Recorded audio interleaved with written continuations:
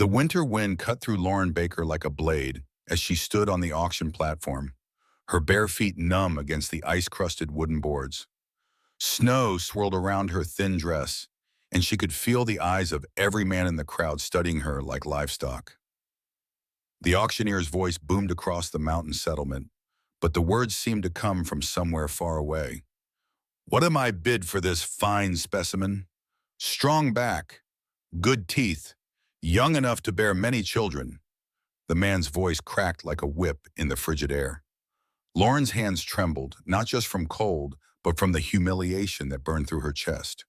6 months ago, she had been the school teacher's daughter in Denver. Now she was chattel, sold to pay her late father's gambling debts. From the edge of the crowd, a tall figure stepped forward. Lauren's eyes found his through the swirling snow, and something in his steady gaze made her breath catch. He was different from the other men, quieter, with dark hair that fell across weathered features and eyes the color of storm clouds. $500, his voice cut through the noise, deep and certain. The crowd fell silent. It was more money than most of these mountain men saw in a year. The auctioneer's eyes widened with greed. 500, do I hear six? But no one else spoke. The stranger's presence seemed to cast a shadow over the gathering, and Lauren noticed how other men stepped back when his gaze swept over them. "Sold to Thomas Edwards," the auctioneer declared. Lauren's knees nearly buckled. Thomas Edwards. She had heard whispers about him in the weeks since her arrival in this godforsaken mountain town. They called him the Ghost of the Rockies, a man who lived alone in the high country. As the crowd began to disperse, Thomas approached the platform. Up close, Lauren could see the lines around his eyes, carved by wind and sun and years of solitude. He looked up at her, and for a moment neither spoke. "Can you walk?" His voice was gentler than she expected. Lauren tried to step down from the platform, but her frozen feet betrayed her. She stumbled, and Thomas caught her elbow, steadying her with surprising gentleness. "I can manage," she whispered, though they both knew it was a lie. Thomas studied her bare feet, his jaw tightening. Without a word, he shrugged out of his heavy coat and wrapped it around her shoulders. The garment swallowed her small frame, but it carried his scent. Pine and leather and something indefinably masculine. "My cabin is 5 miles up the mountain," he said. "You won't make it like this." Before she could protest, he swept her up into his arms. Lauren gasped, her hands instinctively gripping his shoulders. As he strode toward a waiting horse, she caught glimpses of the townspeople watching them, with expressions ranging from curiosity to pity. "We saw," she asked as he settled her onto the saddle. "Why did you pay so much?" Thomas swung up behind her, his arms coming around her to take the reins. For a long moment, he didn't answer. When he finally spoke, his words were so quiet she almost missed them over the wind. "Because no one should be sold like an animal." The horse picked its way carefully up the treacherous mountain path as snow continued to fall. Lauren found herself pressed back against Thomas's chest, his body heat seeping through the layers of clothing between them. Her eyelids grew heavy despite her fears. "Stay awake," Thomas's voice rumbled against her ear. "Sleep is dangerous in this cold." She forced her eyes open, focusing on the landscape around them. The mountains rose like ancient sentinels, their peaks lost in swirling clouds. It was beautiful and terrifying in equal measure. "How much farther?" Lauren asked, her teeth chattering. "Not far now." Thomas's arm tightened slightly around her waist. "Can you feel your feet?" Lauren tried to wiggle her toes and felt nothing. The numbness had crept up past her ankles, and panic fluttered in her chest. "I can't feel them," she admitted. Thomas cursed under his breath. He urged the horse forward more quickly, though still carefully enough to avoid a misstep that could send them both tumbling down the mountainside. The cabin appeared through the trees like something from a fairy tale. It was larger than Lauren had expected. Built from massive logs that spoke of skilled craftsmanship, smoke rose from the chimney, promising warmth that her body craved with desperate intensity. Thomas dismounted first, then reached up to lift her down. Her legs gave out the moment her feet touched the ground, and she would have fallen if not for his steady grip. Without hesitation, he scooped her up again and carried her toward the cabin door.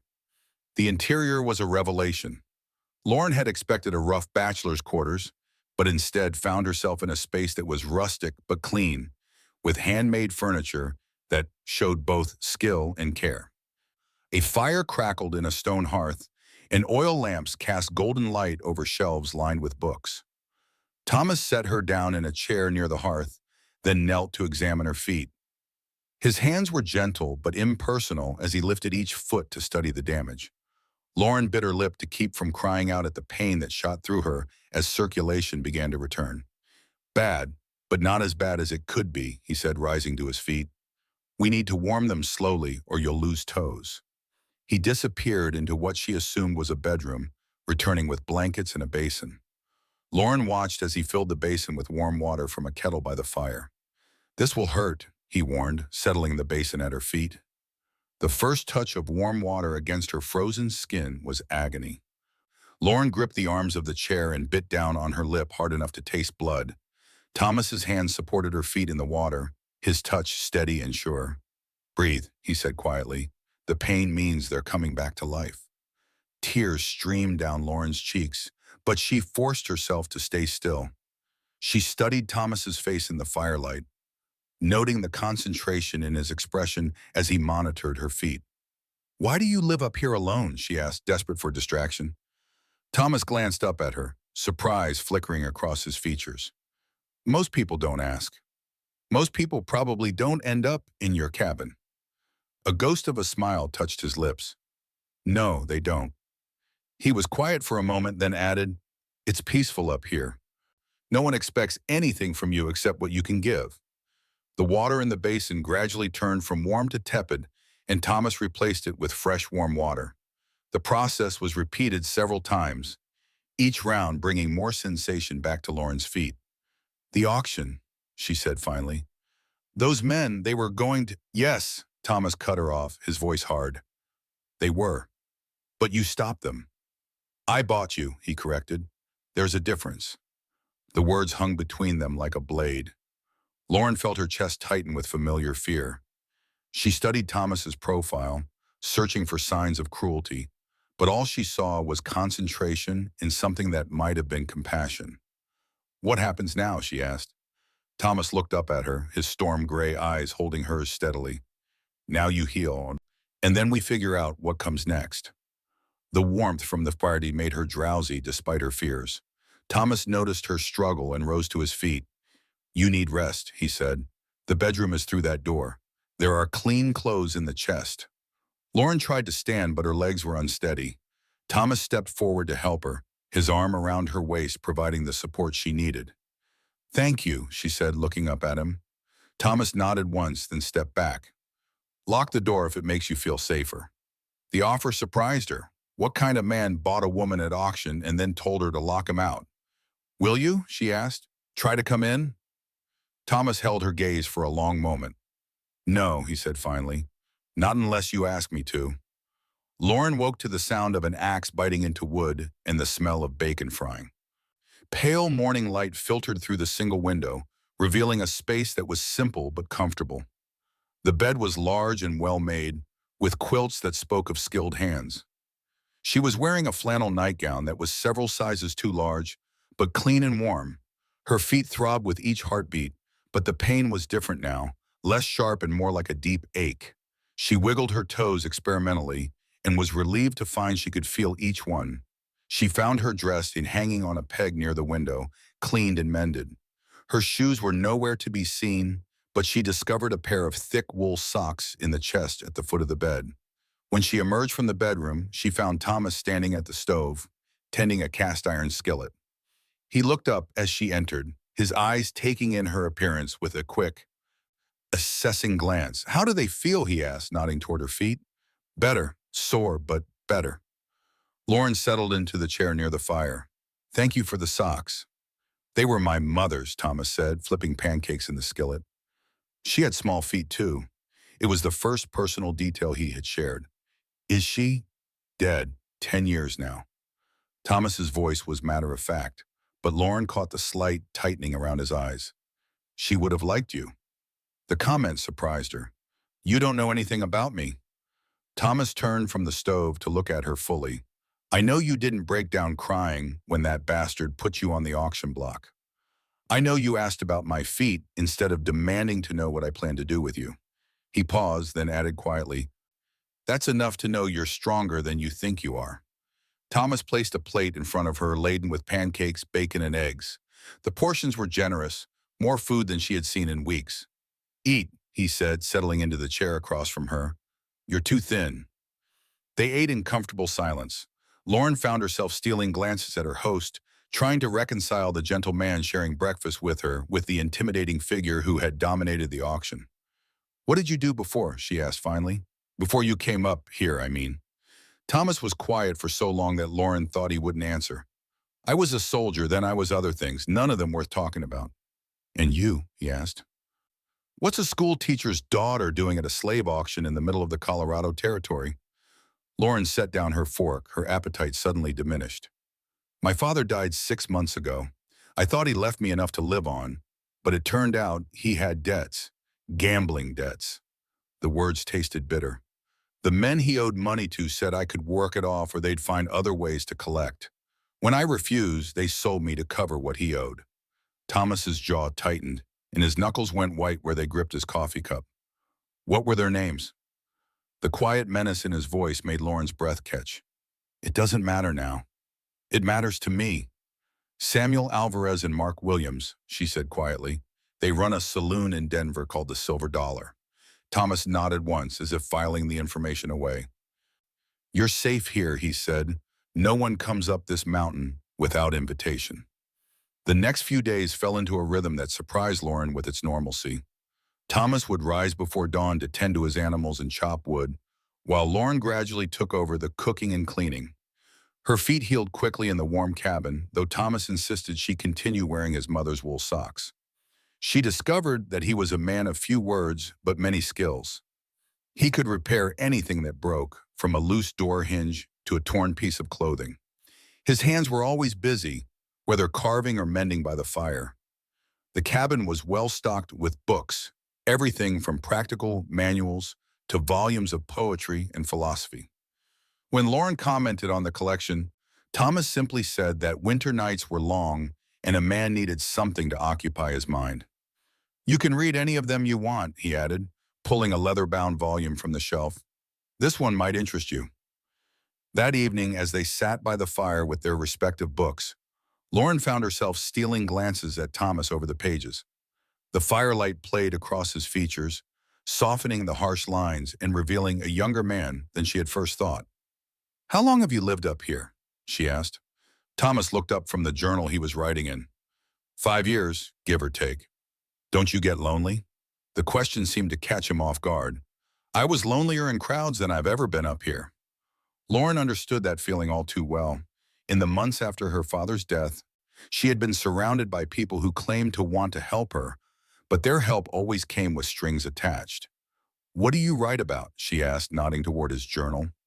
Thomas glanced down at the pages as if he had forgotten he was holding them. Weather, animal behavior, things I observe. He paused, then added, sometimes other things. Like what?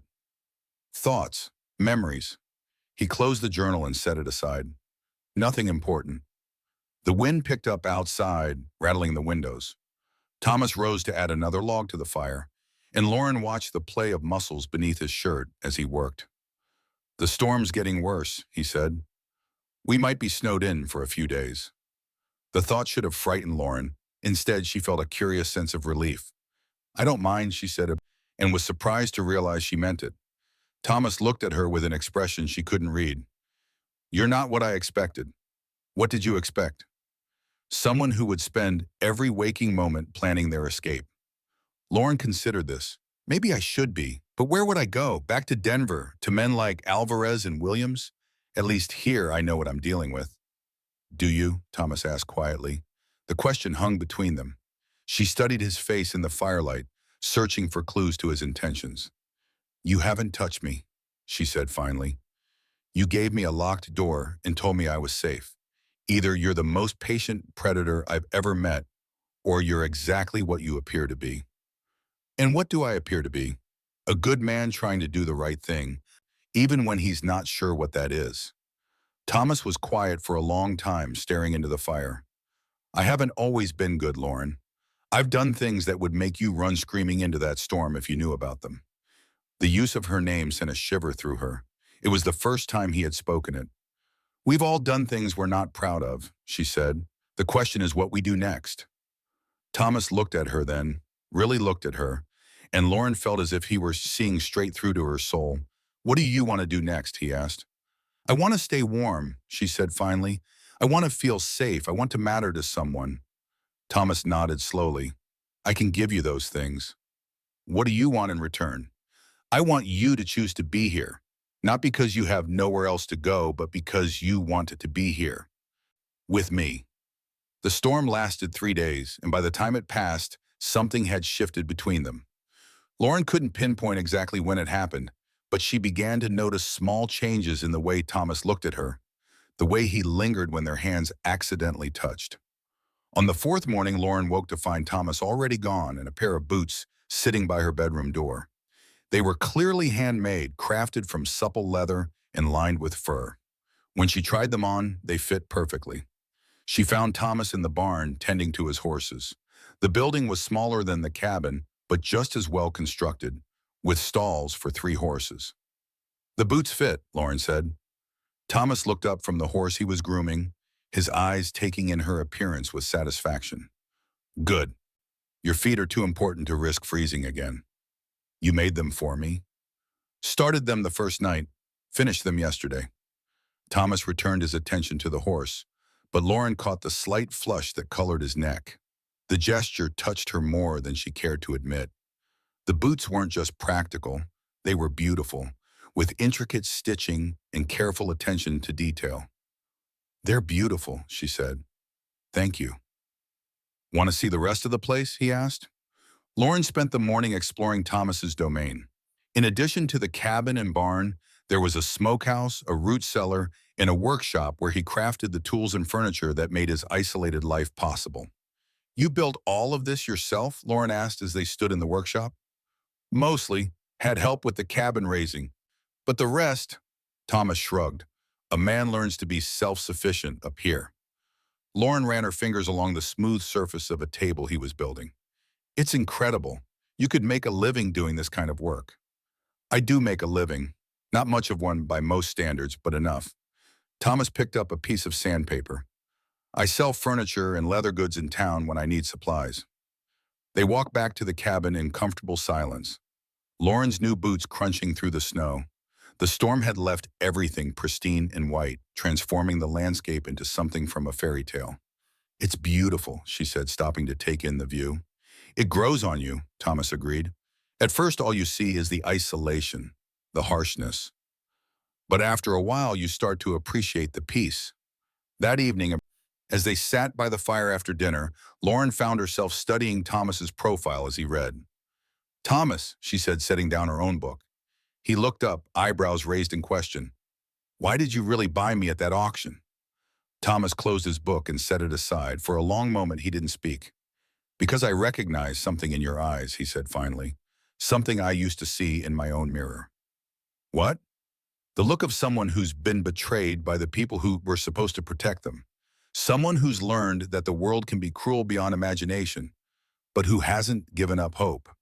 Lauren felt tears prick at her eyes. What happened to you? She asked gently. Thomas was quiet for so long that Lauren thought he wouldn't answer. When he finally spoke, his words came slowly. I was 19 when the war started. Thought I was going to save the Union and come home a hero. Instead, I learned that good men can do terrible things when they're assured and desperate. After the war, I tried to go back to normal life, got a job as a sheriff in Kansas. But the things I'd done, the things I'd seen, they followed me. Thomas looked at her then, and Lauren saw pain in his eyes that made her chest ache. I wasn't fit for civilized company anymore. So I came here, where the only person I could hurt was myself. Lauren felt her heart breaking for this man who had carried his burdens alone for so long. Without thinking, she reached out and covered his hand with hers. You're not broken, she said firmly. Wounded maybe, but not broken. A broken man wouldn't have saved me from that auction. Thomas stared down at their joined hands, and Lauren saw something shift in his expression. Slowly, carefully, he turned his hand palm up and threaded their fingers together. "You're not a stranger anymore," he said quietly. The days that followed took on a new quality, charged with an awareness that neither Lauren nor Thomas seemed quite ready to acknowledge directly.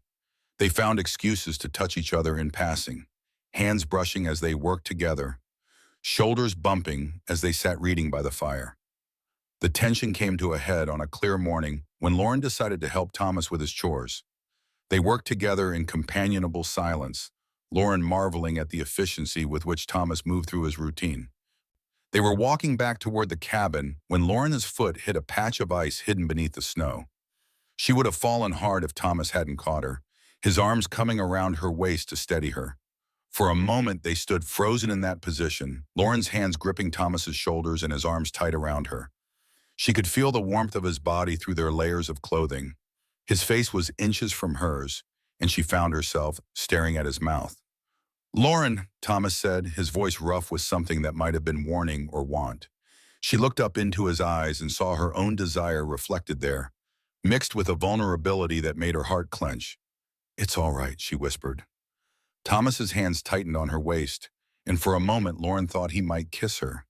Instead, he carefully set her away from him, his expression shuddering closed. "We should get inside," he said, "the temperature's dropping." That evening, Thomas disappeared into his workshop after dinner, claiming he had work that couldn't wait. Lauren sat alone by the fire, trying to lose herself in a book, but finding herself reading the same paragraph over and over. When he finally came back inside, it was late, and Lauren had already changed into her nightgown.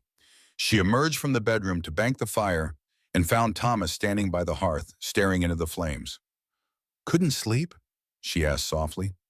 Thomas turned at the sound of her voice, and his eyes widened slightly as he took in her appearance. The nightgown was modest, but it was also thin, and Lauren was suddenly aware of how the firelight might be outlining her form. "I should let you get some rest," Thomas said, but he made no move to leave. Lauren stepped closer. "Thomas," she said, her voice barely above a whisper, "what are you afraid of?" He closed his eyes as if her question caused him physical pain. "I'm afraid of wanting something I can't have. I'm afraid of taking something that isn't freely given. I'm afraid of being the kind of man who would buy a woman at auction and then expect her to be grateful enough to warm his bed." The raw honesty in his words made Lauren's chest tight with emotion. She reached out and touched his cheek. "Look at me," she said. Thomas opened his eyes, and Lauren saw such longing there that it took her breath away. "I'm not here because I'm grateful," she said. "I'm here because I choose to be. Because I stopped seeing you as my rescuer and started seeing you as a man I could care about. A man I do care about." Thomas caught her hand in his, pressing it more firmly against his cheek. "Lauren, you don't understand what you're saying. You don't know what I've done, Lauren." "Then tell me," she challenged. "Tell me these terrible things and let me decide for myself." Thomas was quiet for a long moment. When he spoke, his words came out in a rush. "I killed men during the war, not just in battle, but in cold blood. I told myself it was necessary, but the truth is I stopped caring about right and wrong.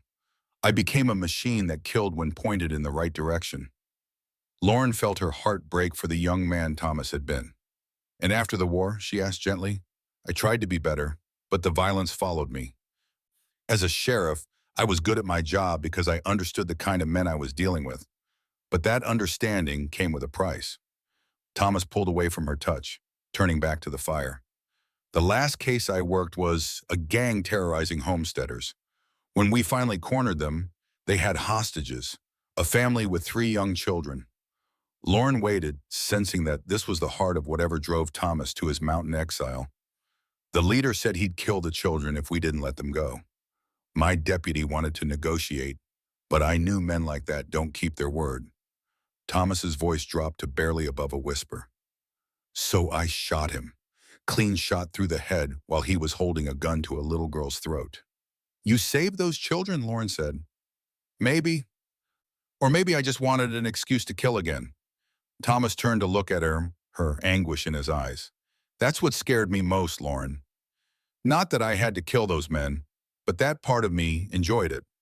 Lauren stepped closer to him. "Thomas, listen to me. You are not a monster. You're a man who was shaped by terrible circumstances, who made impossible choices. But look at what you've built here. Look at how you've lived for the past 5 years. Does that seem like the work of a monster to you?" Thomas stared at her as if she were speaking a foreign language. "You can't mean that. Not after what I just told you." "I mean every word." Lauren reached for his hands, holding them firmly. "Thomas, you've shown me more kindness and respect than any man ever has. You could have done anything you wanted to me after that auction, and instead you gave me safety, warmth, and the freedom to choose. That's not the behavior of a monster." "You're not thinking clearly," Thomas said, but his protest lacked conviction. "You're confusing gratitude with something else." Lauren felt a flare of irritation. "Don't you dare tell me what I'm feeling. I know the difference between gratitude and desire, between desperation and choice." The word desire hung between them like a challenge. Thomas's eyes darkened, and Lauren saw his careful control beginning to crack. "Lauren," he said, her name sounding like a prayer and a curse combined. She stepped closer. "I desire you, Thomas Edwards. Not because you saved me, but because you're a good man who deserves to be wanted for who you are, not haunted by who you used to be." Thomas's resolve finally shattered. With a sound that was half groan, half surrender, he pulled her into his arms and kissed her with desperate hunger. Lauren melted against him, her hands fisting in his shirt as she kissed him back with equal fervor. When they finally broke apart, both were breathing hard. Thomas rested his forehead against hers, his eyes closed. "Are you sure?" he asked, his voice hoarse. Instead of answering with words, Lauren took his hand and led him toward the bedroom. At the threshold, she turned to face him. "I've never," she began, then stopped, color flooding her cheeks. Thomas's expression softened with understanding. "We don't have to do anything you're not ready for. We can take this as slow as you need." His gentleness only made Lauren want him more. She reached up to cup his face in her hands. "I'm ready," she said. "I want this. I want you." Thomas searched her eyes as if looking for any sign of doubt. Whatever he saw there must have convinced him, because he smiled for the first time since she had known him, a real smile that transformed his entire face. "Then we have all night," he said, and kissed her again. The next morning, Lauren woke in Thomas's arms, her head pillowed on his chest. Pale sunlight filtered through the window, and she could hear the cheerful chirping of birds outside. She felt different, changed in some fundamental way. "Good morning," Thomas said, his voice rough with sleep and contentment. Lauren tilted her head up to look at him, noting the relaxed set of his features and the warmth in his eyes. The haunted look that had been his constant companion was gone, replaced by something that looked suspiciously like happiness. They lay in comfortable silence for a while. Eventually, Thomas reluctantly extracted himself to stoke the fire and start coffee. When she emerged from the bedroom, she found Thomas cooking breakfast with the same careful attention he brought to everything else. But there was something different about him this morning, a lightness that hadn't been there before. "Any regrets?" he asked without turning around. "Only that we waited so long," she said, slipping her arms around his waist from behind. Thomas leaned back against her. "I was afraid you'd change your mind in the light of day. The only mistake would be letting fear keep us from being happy." Lauren pressed her face against his back. "I meant what I said last night, Thomas. I choose this. I choose you." Thomas turned in her arms, his hands coming up to frame her face. "I love you," and he said, the words seeming to surprise him. "I didn't think I was capable of it anymore. But God help me, I love you." Lauren felt tears prick at her eyes, but they were tears of joy. "I love you too," she whispered. They might have stood there forever if not for the sound of horses approaching outside. Thomas stiffened, his entire body going alert. "Stay inside," he said, reaching for the rifle above the mantel. Lauren's blood ran cold as she recognized the voices outside. Samuel Alvarez and Mark Williams, the men who had sold her at auction, were shouting Thomas's name. "We know you're in there, Edwards," Alvarez called. "We've come for what's ours." Thomas checked his rifle with practiced efficiency, his face settling into hard lines. The gentle lover of the night before was gone, replaced by the dangerous man who had intimidated an entire crowd. "They're not getting you back," he said with deadly certainty. "Thomas, there are at least 6 of them out there. You can't fight them all." Watch me. The sound of splintering wood told them that Alvarez and his men had grown tired of waiting. Thomas positioned himself by the window, rifle ready, while Lauren crouched behind the heavy wooden table. "Last chance, Edwards," William shouted. "Send the girl out and we'll let you live." Thomas's response was a rifle shot that shattered the morning air. Lauren heard a cry of pain and cursing from outside. "Should have taken the deal," Alvarez called back. "Now we'll take her anyway, and you can watch us do it." The words sent ice through Lauren's veins, but she forced herself to think rather than panic.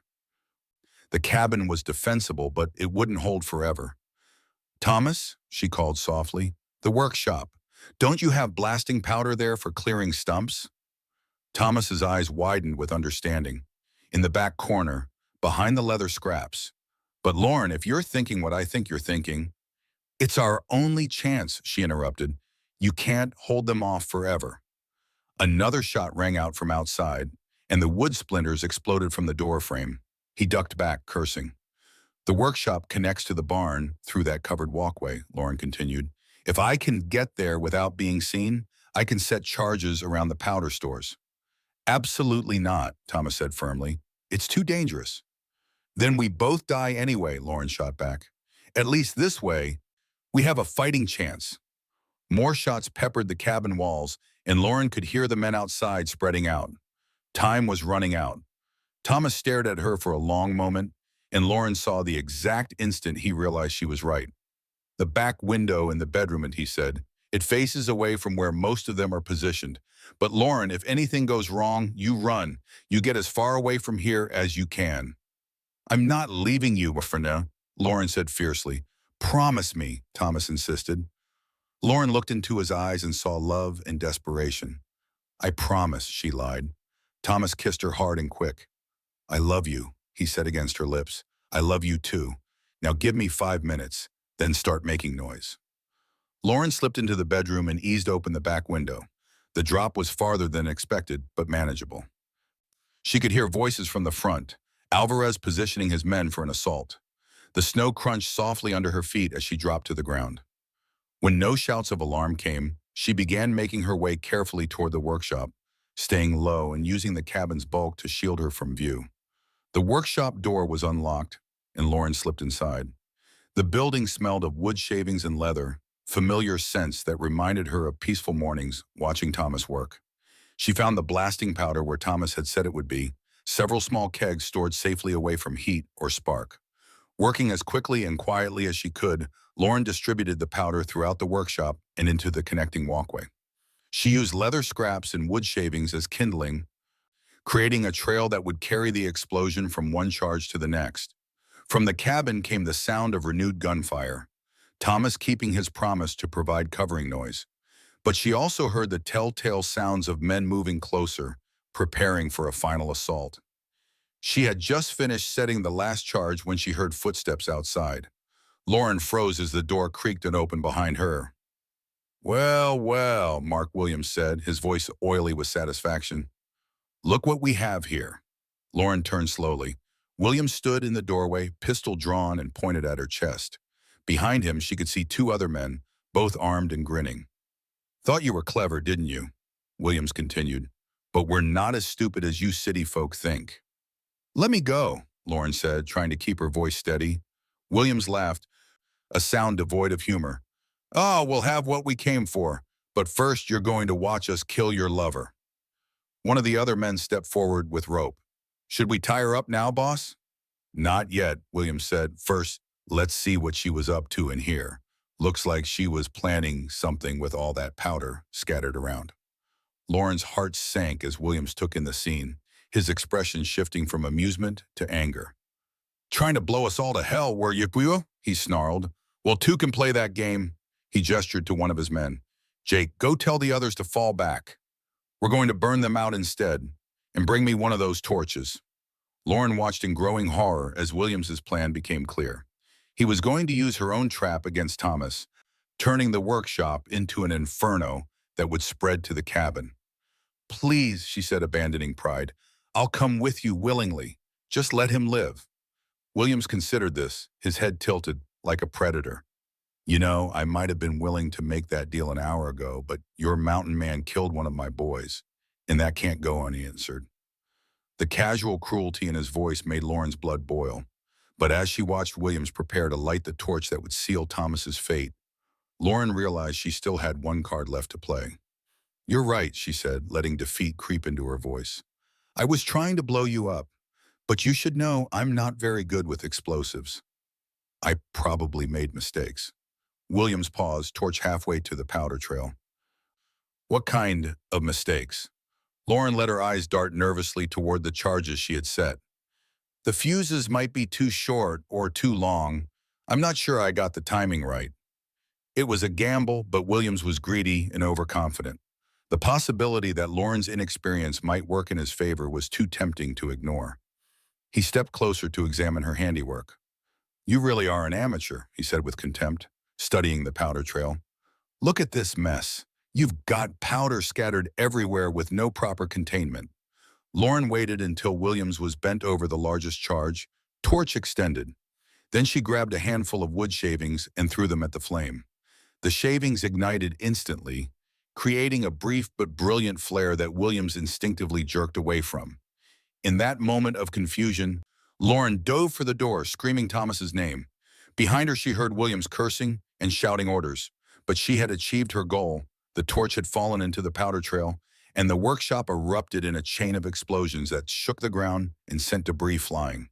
The explosion knocked Lauren to the ground, her ears ringing and her vision filled with dancing spots. Through the chaos, she could hear men screaming and the crackle of flames as the workshop became an inferno. She forced herself to her feet, stumbling toward the cabin through smoke and falling debris. Thomas appeared in the cabin doorway, his face a mask of relief and terror as he saw her emerge from the destruction. Lauren, are you hurt? I'm all right, she gasped, throwing herself into his arms. Williams and two others were in the workshop when it went up. Thomas held her tightly, his hands running over her body to check for injuries. The others are regrouping, he said. We bought ourselves some time, but this isn't over. As if to prove his point, Alvarez's voice rang out from somewhere beyond the smoke and flames. You think you're clever, Edwards? All you've done is make us angry. Thomas guided Lauren back into the cabin, his mind clearly working on their next move. The workshop fire was spreading to the barn, and soon the entire compound would be engulfed in flames. We can't stay here, Thomas said, gathering ammunition and supplies. The fire will drive us out anyway. Where can we go? Lauren asked, helping him pack what they could carry. Thomas paused in his preparations, and Lauren saw a familiar hardness settle over his features. Not if they can't. Before Lauren could ask what he meant, Thomas was moving with deadly efficiency. He checked his rifle and pistol, secured extra ammunition, and pulled on the heavy coat that would protect him from the cold. Thomas, what are you planning? I'm going to end this, he said simply. Alvarez and his remaining men are positioned around the compound, thinking they have us trapped, but they're not expecting someone to come hunting them. Lauren felt ice form in her stomach. You can't go out there alone. It's suicide. Maybe, Thomas agreed, but it's the only way to make sure you're safe. They want me dead anyway, Lauren. At least this way I can take them with me. No, Lauren said firmly, grabbing his arm. We stay together. We find another way. Thomas looked down at her with eyes full of love and regret. Darling, there is no other way. Alvarez won't stop until one of us is dead, and I won't let him get his hands on you again. The sound of approaching footsteps told them their time was running out. The fire had spread enough that their attackers were growing bold. Listen to me, Thomas said urgently, pulling Lauren close. There's a cave about a mile up the mountain, behind the big pine with the lightning scar. It's well hidden and stocked with the supplies. If something happens to me, you go there and wait. I won't leave you, Lauren said fiercely. You will if I'm dead, Thomas replied with brutal honesty, and I will be dead if I have to worry about protecting you while I'm trying to fight them. Lauren started to protest again, but Thomas silenced her with a kiss that tasted of desperation and goodbye. I love you, he said against her lips. Remember that, whatever happens next. Before Lauren could stop him, Thomas slipped out the back door and disappeared into the smoke and chaos. She stood frozen for a moment, torn between the desire to follow him and the knowledge that doing so might get them both killed. The decision was made for her when the front door exploded inward and Samuel Alvarez stepped through the smoke, pistol drawn and murder in his eyes. "Where is he?" Alvarez demanded. Lauren lifted her chin defiantly. "Gone. You're too late." Alvarez backhanded her across the face, the blow sending her sprawling. "Don't lie to me, girl." Lauren tasted blood where her teeth had cut her lip, but she forced herself to meet Alvarez's gaze steadily. "Then you saw wrong." This time, Alvarez grabbed her by the hair and hauled her to her feet. "We'll see about that." "Boys," he called to his remaining men, "search every room." As Alvarez's men spread out through the cabin, Lauren heard the distinctive crack of Thomas's rifle from somewhere outside. One of the searchers cried out and fell, clutching his shoulder. Then came the sound of running feet and shouted orders as the remaining attackers tried to locate their hidden enemy. "Clever bastard," Alvarez muttered, dragging Lauren toward the door, using the smoke for cover. He pressed his pistol against Lauren's temple. "Edwards," he called out into the chaos, "I've got your woman. Show yourself or I'll paint the snow with her brains." For a moment, there was silence except for the crackling of flames and the whisper of wind through the trees. Then Thomas's voice came from somewhere in the smoke, calm and deadly. "Let her go, Alvarez. Your fight is with me." "My fight is with anyone who costs me money and kills my men," Alvarez replied. "You want her to live? Then drop your weapons and walk out where I can see you." Lauren felt Thomas's dilemma as if it were her own. If he surrendered, Alvarez would kill him and then do whatever he wanted with her. But if he didn't, she would die anyway. "Don't do it, Thomas," she called out, earning another vicious shake from Alvarez. "Shut up," he snarled in her ear. But Lauren's words had served their purpose. In the brief moment when Alvarez was distracted, she heard the soft whisper of movement in the smoke behind them. Thomas was there, closer than Alvarez realized. The next few seconds passed in a blur of violence that Lauren would remember for the rest of her life. Thomas emerged from the smoke like an avenging angel, his face set in lines of deadly purpose. Alvarez spun toward the sound, dragging Lauren with him, but Thomas was already moving. The mountain man's first shot took Alvarez in the shoulder, spinning him around and loosening his grip on Lauren. She broke free and dove for cover as Thomas and Alvarez faced each other through the drifting smoke. "You should have taken the money and left," Thomas said, his voice carrying the cold finality of judgment. Alvarez raised his pistol with his good arm, hatred twisting his features. "Go to hell, Edwards." "After you," Thomas replied, and put a bullet through Alvarez's heart. The remaining attackers, seeing their leader fall and their position becoming untenable as the fire spread, began to retreat. Thomas let them go, more interested in reaching Lauren than in pursuing men who were already beaten. "It's over," he said, pulling her into his arms as the flames consumed what remained of his mountain sanctuary. They stood together in the snow, watching 5 years of Thomas's careful work disappear in smoke and flame. The cabin, the workshop, the barn, everything he had built with his own hands was being consumed by the fire that had saved their lives. "I'm sorry," Lauren said, tears streaming down her face. "I'm sorry you lost everything because of me." Thomas turned her to face him, his hands gentle on her shoulders. "I didn't lose everything. I still have you. But your home, your life here, can be rebuilt," Thomas interrupted. "What matters is that we're alive and we're together."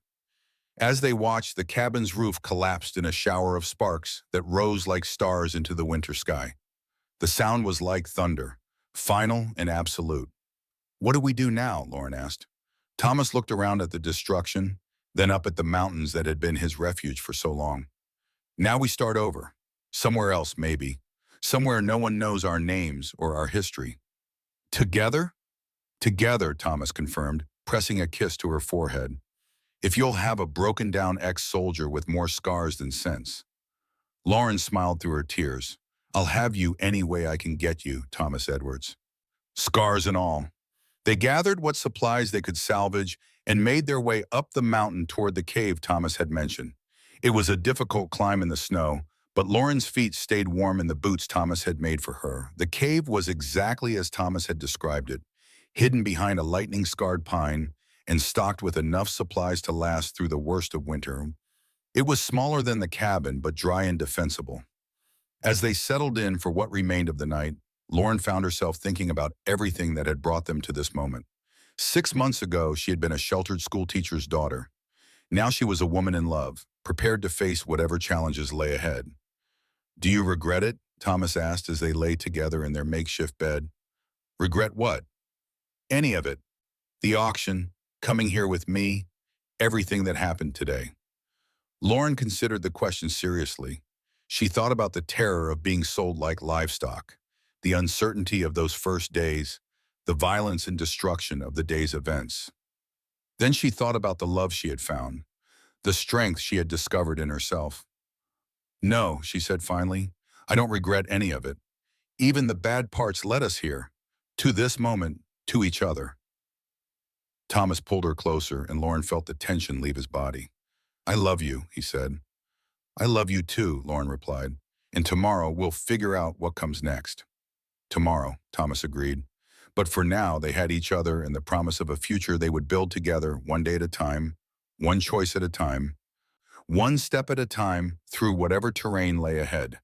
The storm that had brought them together was over, but Lauren knew there would be other storms, other challenges to face. The difference was that now she wouldn't face them alone.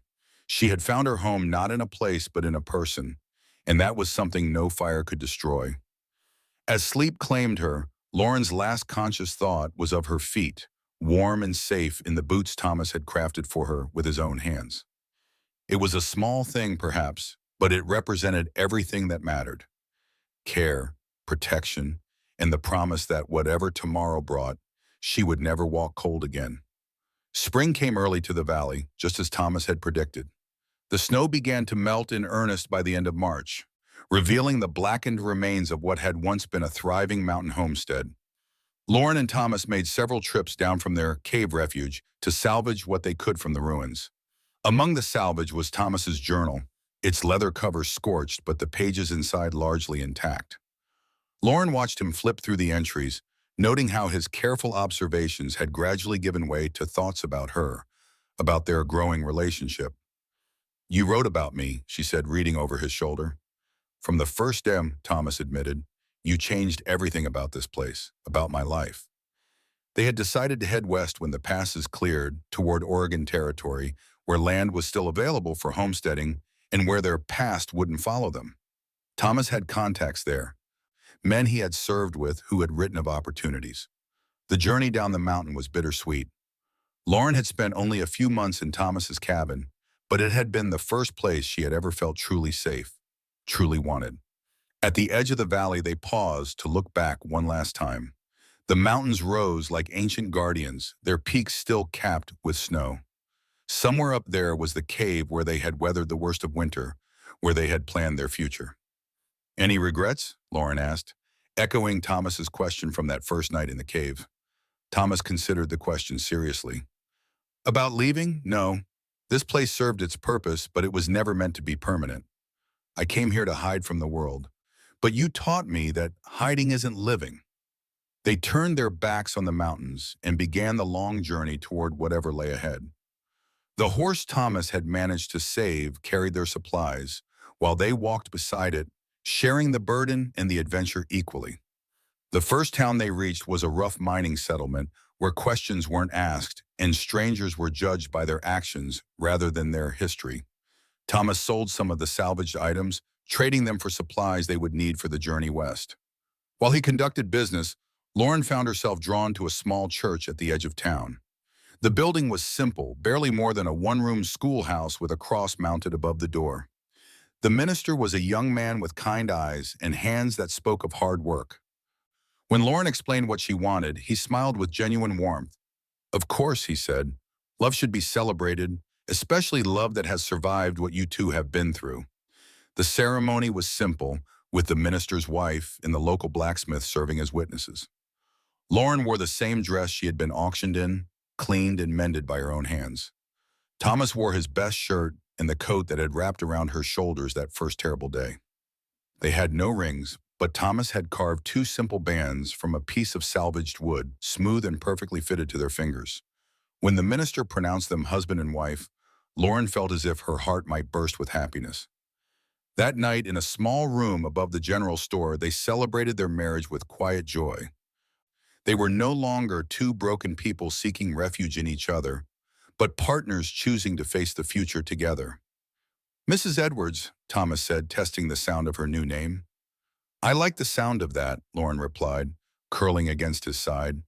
They reached Oregon Territory in late summer, after months of travel that had tested their endurance but strengthened their bond.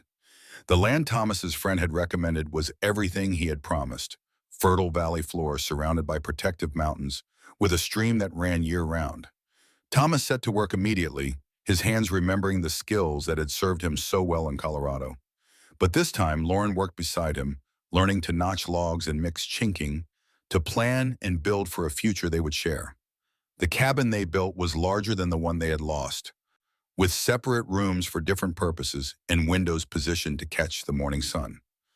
Thomas crafted furniture with the same attention to detail he had always shown, but now each piece was made with Lauren's comfort in mind.